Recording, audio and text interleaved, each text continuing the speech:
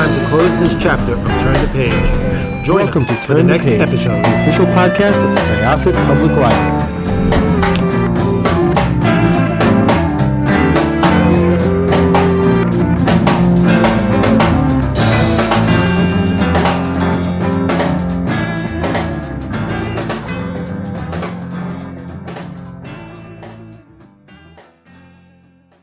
Hello, everyone. Welcome back to Turn the Page.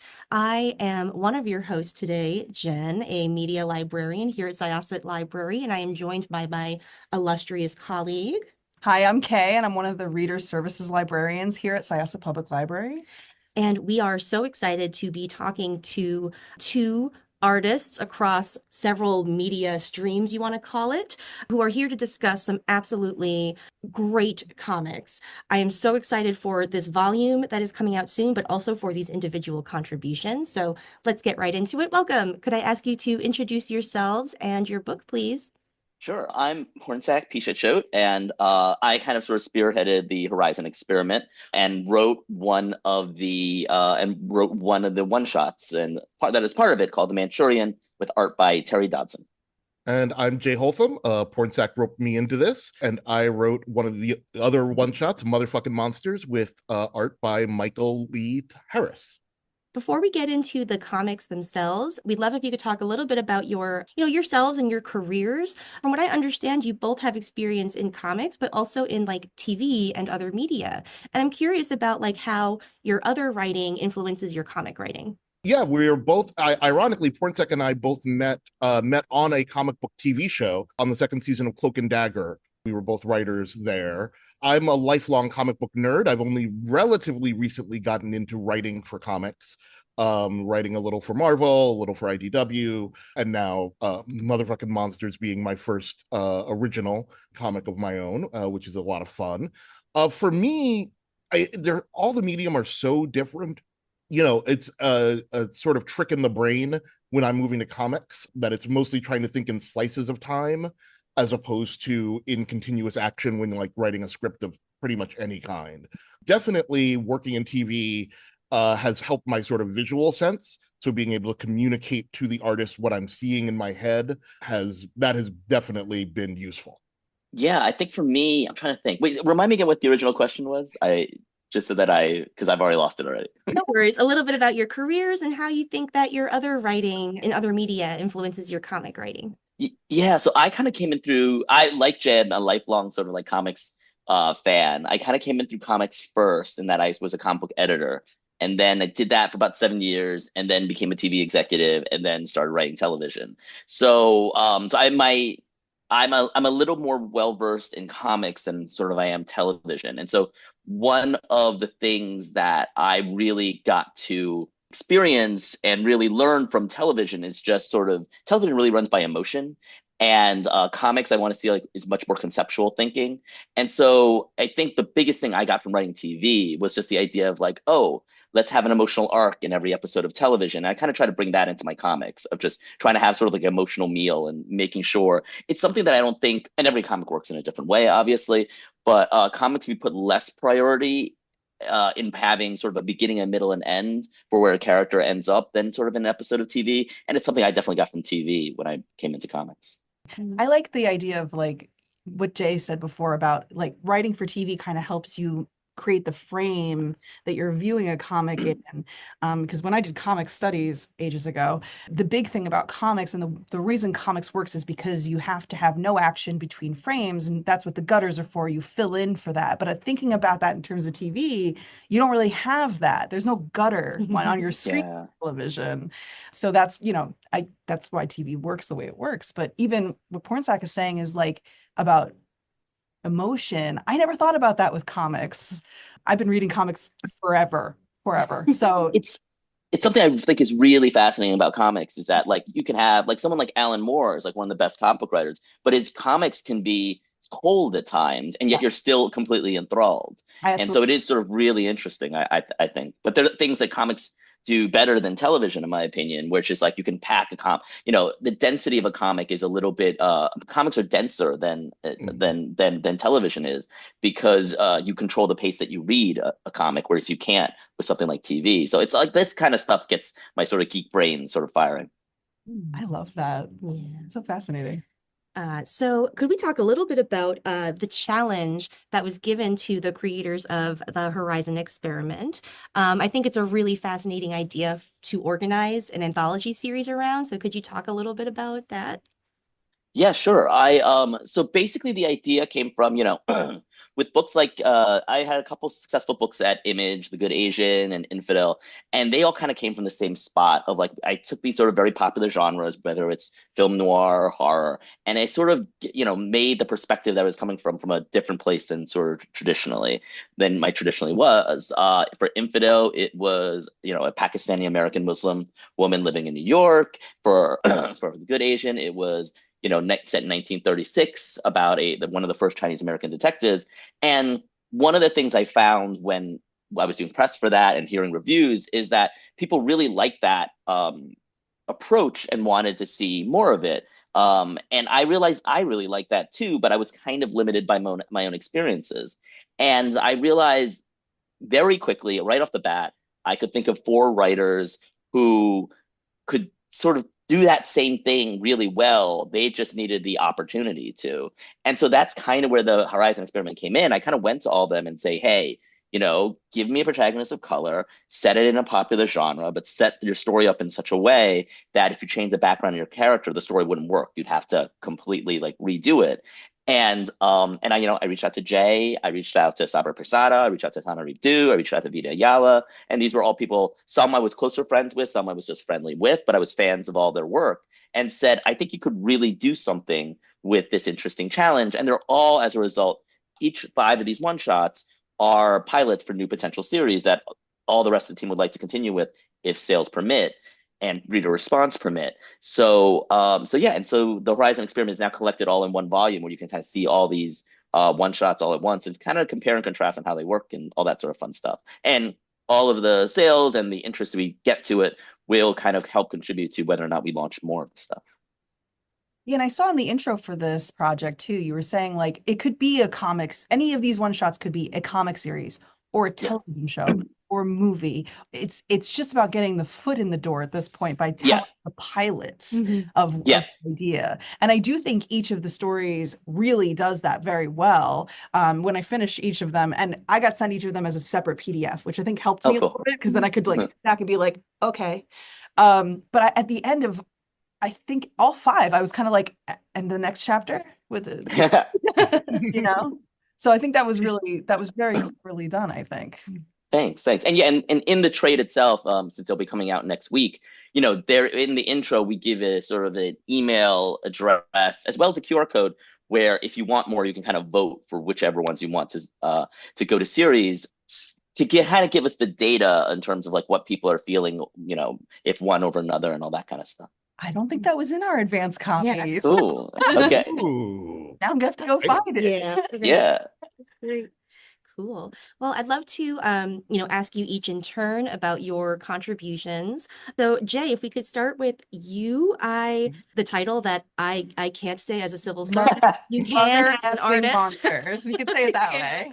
Mother bleeping, it's fine. Yes. Yeah. Can you tell us a little bit about it? Oh, sure. It was so much fun to work on. When Pornsak approached me, I had a couple different kind of ideas and a couple different genres, but I am a big horror head, a big Sam Raimi and Edgar Wright fan. And so I definitely wanted to play in that arena because it is also, as I sort of joked right at the beginning, not an arena that has treated people of color particularly well over time, even to this day, which is still kind of a bummer. So I really wanted to try to do something different and really recenter these characters who often get marginalized and also killed very quickly in most horror movies.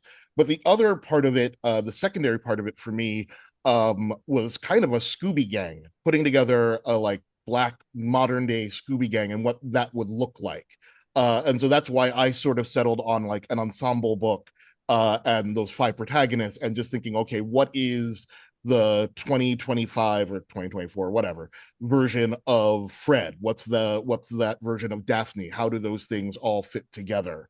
And then from there, from that sort of Scooby Gang Buffy thing, it was who are they killing and why? And often with me, I start from the title. So I started with motherfucking monsters and then was like, okay, what is that about? And that led me down to the book. Now the dog makes sense. Yes, right?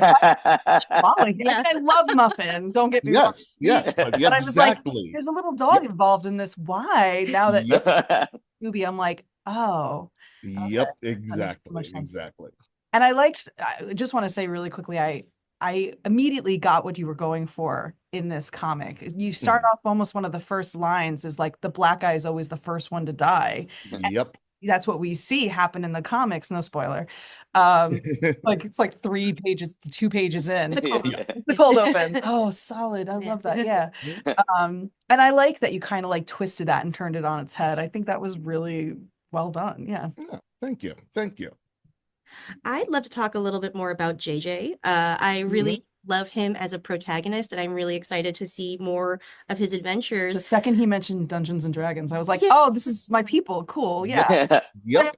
That's 100% like about my question. I'd love to talk about like shaping him as a black nerd Mhm. who, feels sort of like has a foot in two different worlds. Could you talk about shaping that character and that experience?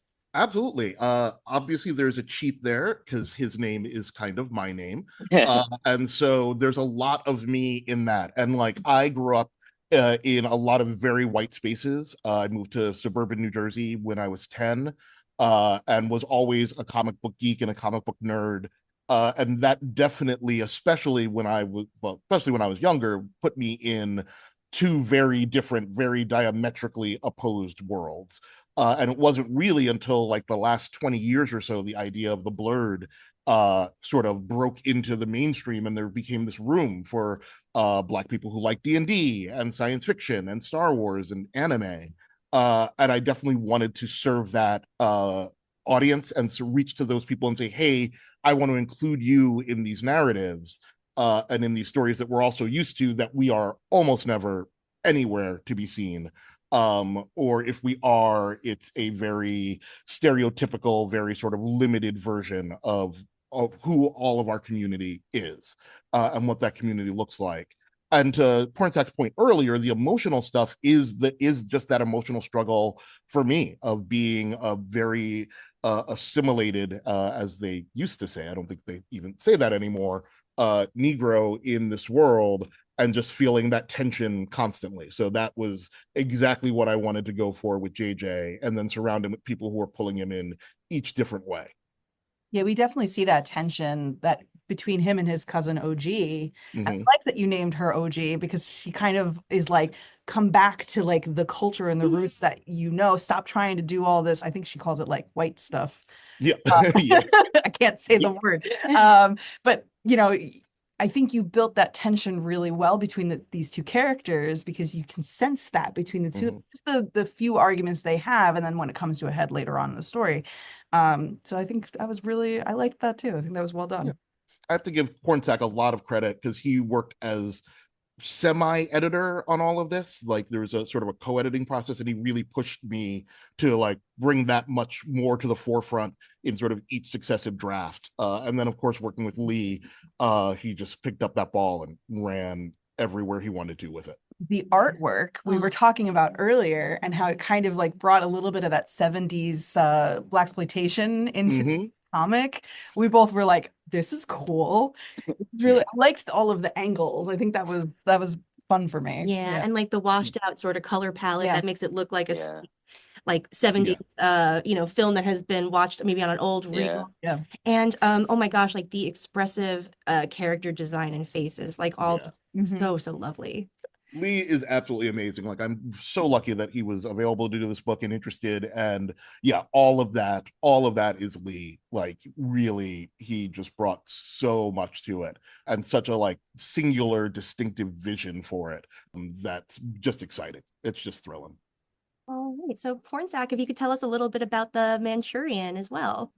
Yeah, so the Manchurian is it's a Chinese James Bond, a Chinese super spy, and working covert missions here in America for China. And the conceit is it's based off a real thing that Chinese espionage is different from American espionage, and the FBI describe it as 1,000 grains of sand. And so how they describe it is that if the American military or American spy agency wants sand from a beach, they would send an elite frogman in the middle of the night to grab it and take what they need. But the Chinese would send 1,000 tourists in the middle of the day to walk all over that beach. And then when they come back, they shake the sand off their shoes until they get the same amount of information that your American frogman would have gotten. So Chinese espionage is based on gossip. It's people give three pieces of information where they should be giving two, and then somewhere on the other side, someone comes together and collates all of this information. So Chinese spies are actually just regular people who are doing it because they think they want to sort of help their country. They want to help China. And the Manchurian is sort of this elite agent in sort of like grandiose James Bond fashion. Is sort of this elite agent who who protects those citizen spies when they have any kind of trouble. And we kind of meet him when he's going through a crisis of faith. And yeah, and it's kind of I wanted to do something that was distinctly, that utilized something distinct from sort of not even mythology or Chinese sort of like fact, and kind of build up a sort of larger than life sort of James Bond, adventure with it. And it gave me the chance to work with Terry Dodson, who I was a fan of, since I started reading comics. So, and he ended up being perfect for it. He just writes everything beautiful. He draws everything beautiful. So it was just so great to just watch him go and all that. Yeah, I like that juxtaposition of like how his artwork is very beautiful, absolutely correct. Yeah. The coloring, the shading, the line work, all phenomenal. But then you have like this person who kills people following this James Bond, Yeah. Who gets into like a fist fight, and it's rough, but I think the artwork lends to it. Yeah, yeah. Well, I think also part of that too is the contradiction of the character as well, because the character is a protector, and he actually is doing it because he wants to help people. Right. He's just, and I guess you could say this for a lot of espionage. They're doing because they want to help people, but yet they're lying, they are killing, they're doing all this sort of stuff. So is this juxtaposition between the noble and the harsh brutality of what they have to do? I liked your version of a James Bond because like I felt like he had a lot more emotion, coming back to what you were saying before, than like your stereotypical, because not the whole time, but I was like, oh, this is a James Bond story. So immediately I thought of Daniel Craig. Right. Love. And I just kept thinking about him being so cold and calculating. And yeah, he is helping people and trying to like do the right thing. But he needs therapy. He needs therapy deeply. Yeah. Whereas like your main character, I feel like was the opposite, where he's kind of feeling things a little too deeply, like almost getting too close to the problem, Yeah. I liked that. I found that refreshing. Yeah, the goal was to kind of do an inverse of what you usually see. So like in most spy stories, whether it's James Bond or George Smiley, whoever, your main character is kind of a sociopath, and that's what makes him good at his job. Yeah. And in this particular case, our main character is an empath, and that's what makes him good at his job. He's good at his job because he knows people, and he knows people because he relates to them and understands them, and it puts him in contrast with the work that he has to do. So it was fun to kind of take sort of the what we saw as your sort of super spy trope and sort of flip it a little bit. And I think actually with his role as a guardian angel, it actually creates some really lovely resonances with your piece, Jay, about like having conflicting loyalties or feeling like you are torn between one group of people that you relate to and the other. Because I feel like there's a real, there are moments where he really questions, like, is his job to protect this person in this moment, or am I protecting like the larger project that we are controlling? And to me, that's really the contrast between East versus West as well. East is much more sort of community oriented. West is more individualistic. And so when you have someone who straddles, both worlds, and to me, that gets into a little bit of the Asian American experience as well. Sort of when I was growing up, I grew up in America, so I have a Western background that's very, very individualistic, but coming from an Asian family where my parents were taught like, oh no, you sacrifice for your kids so that for when they get a certain age, they will sacrifice for you. And as a kid, I was like, wait, I didn't sign up for that. And so you get a little bit of that under this bigger, more action adventure sort of tableau where it's like community versus individual. How do I choose between the two? And that does contrast, I think, very highly to go back to Daniel Craig Bond that you brought up before. Like Yeah. he needs to destroy the entire like Grand Bazaar Yeah. in Istanbul to do what he Yeah.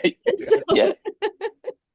Wow. So I actually have a question for both of you regarding your pieces and your approach to writing, like what is essentially, a pilot episode, as you have discussed earlier. How do you balance the need to tell a complete story, like in one volume, with that need to be like, and yet, like these other things might happen in the future, like come back. It's really hard. I didn't even do it. Like, guys, I cheated wildly because I definitely thought, and this is a place where like my TV sort of background experience, I definitely came to it like, oh, it's like a TV pilot, so you have to leave them wanting literally Right. more. Yeah. And so I did not actually tell a complete story. You guys don't tell anybody. I think most people didn't notice. No, but a lot of people noticed. I noticed. Like a lot, but that's okay. I'm fine with that because it did what I wanted it to do, which I hope is people are like, oh, I would like to know what happens next, and that's on me.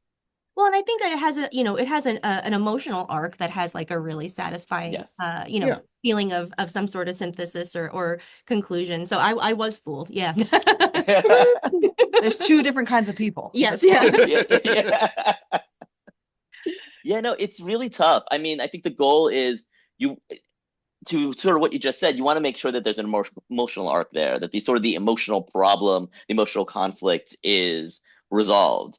And then it's about how much and how many pages you can leave to sort of danglers to sort of, tease in plot threads and all that. Like it's funny, like with me and Jay sort of paired up, like I think Jay has a much more sort of serialized version of a television show in his, whereas mine is a little bit more of a procedural where where you have a story that, the problem that is introduced in the beginning is solved, the emotional thing he's wrestling with has resolved, but it has a bunch of danglers for other things that are separate from the emotional and the physical jeopardy that he's in when you start the story. Yeah, and I think some of it is definitely TV, and some of it, it's the interesting sort of premise pilot idea in TV about, I definitely went for the pilot where the team kind of all comes together as opposed to we're just picking up in the middle of action or in the middle of their lives, and we'll figure out how they got there later. But it's also, honestly, to me, it's much about the comics that I read because, having been a lifelong fan, I've read, obviously, a lot of superhero comics. I've written in some superhero comics, all of that. But, sort of the resurgence in comics in my life really came from books like Saga, which are just cliffhanger machines. And that definitely was in my brain of like, I wanted to build a cliffhanger and end in sort of an action place that, like I said, does make you say, well, what happens next? And eventually would get to the more procedurally, they're in a car driving around fighting monsters. But I just felt like I needed to lay that groundwork first. Yeah, Brian K. Vaughan is exceedingly too talented at that. Exceedingly too talented. It's yes. absolutely ridiculous. Shout out Brian, shout out Saga. It's such a great comic. Oh I my love God. that series. Oh, well, thank you so much for coming to talk about these books. What's on the horizon for you both? Are you anything else at the moment? I'm trying to think what I'm working on that has been announced. I am one of the writers on Jane Tynion's and Michael Walsh's Exquisite Corpses, a sort of Tiny Onion sort of launch project that has been so much fun to work on. I've actually just handed in my second script for them, and it is a blast to work with those guys. I love everybody. I love James. I love everyone, all the writers and artists he's brought together, and I love all the people at Tiny Onion. So I've gotten very close and protective of them very, very quickly. I love James. I'm so happy that he's like succeeding. Yeah, I love him so he's much. great. Yeah. I don't have anything in the fire on comics right now. Probably the biggest thing going on is I was a writer on the final season of Handmaid's Tale, which just premiered on Tuesday or whatever. And so that's been very exciting for that to finally come out and to see how that's gonna go for everyone. Oh my gosh. That's- Congratulations. I Yeah. didn't realize the final season was happening. I'm so Yeah. out of Yep. TV. Just dropped on the 8th. Go get it. It's on Hulu, 3 episodes. Watch it now. Put it on in the background. Just keep watching it. Oh my God, I'm Yes. so excited. Thank you. Thank Oh, you. I'm here to help. Yes. Oh, well, thank you both again. This has been really, really lovely. It's been a joy to talk to you, and we can't wait to recommend this book to our patrons. Thank you so much. Thank you so much. And yeah, and for anyone who reads the book, when you read the book, it'll come with an intro with the QR code and email address. So if you want more of any particular thing, please write in and let us know. Yep. Is it Or gonna vote if for you want all of more of them? all of them. Yeah. Or all the, or Vote for all of them. Or vote for all Vote of them. for all of them. We might Yeah. have to vote for all of them. Yeah. Yeah. Please do. But vote for mine twice. All right, patrons, please check out the Horizon Experiment. By the time that you hear this, Volume 1, collecting the first 5, are going to be available. So head to your favorite comic book store, library, bookstore, wherever you like to go for those things. All right, it's time to close this chapter. We'll see you next time. It's time to close this chapter of Turn the Page. Join us for the next episode.